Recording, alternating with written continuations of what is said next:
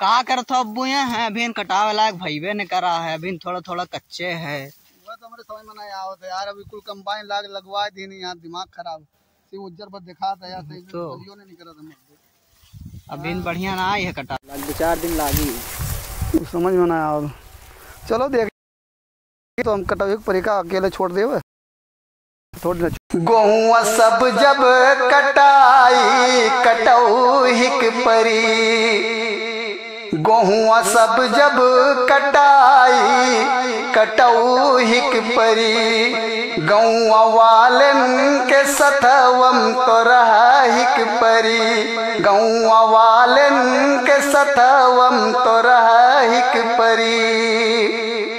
हम तो सोचे रहन डठवा है कुछ नरम, हम कटैबे न अब ही लिए हम कसम, हम तो सोचे रहन डठवा है कुछ नरम, हम कटैबे न अब ही लिए हम कसम।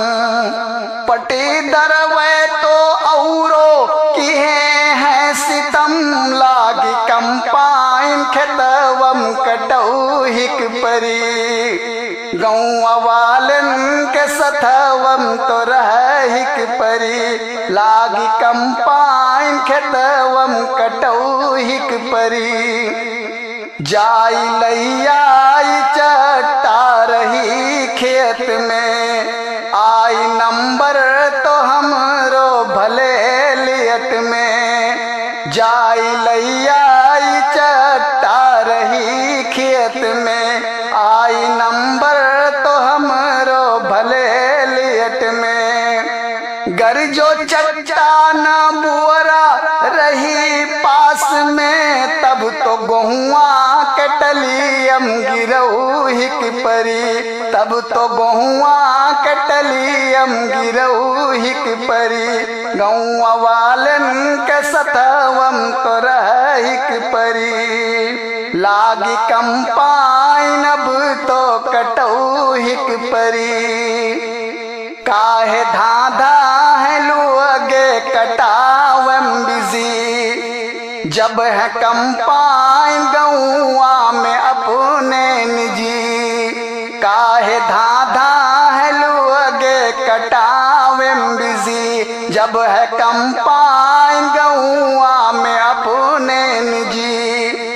दिए कोटुआइत हन गहुआ है इतना नरम, 4 दिन अब ही गहुआ झुरऊ हिक परी, 4 दिन अब ही गहुआ झुरऊ हिक परी, लागी कंपाइन अब तो कटऊ हिक परी, गौआ वालन के सथवम तो रह हिक परी।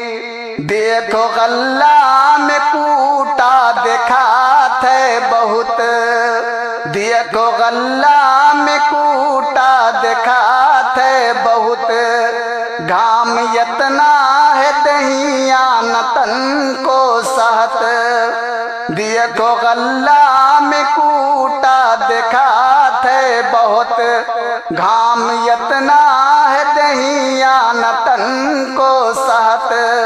है आबिद से लुअगे ई हर दम कहते, अब ई गोहुआ तुम्हें तो ओसौ हिक परी, अब ई गोहुआ तुम्हें तो ओसौ हिक परी, लागी कंपाइन अब तो कटऊ हिक परी, गौआ वालन के सथवम तो रह हिक परी, लागी कंपाइन अब तो कटऊ हिक परी।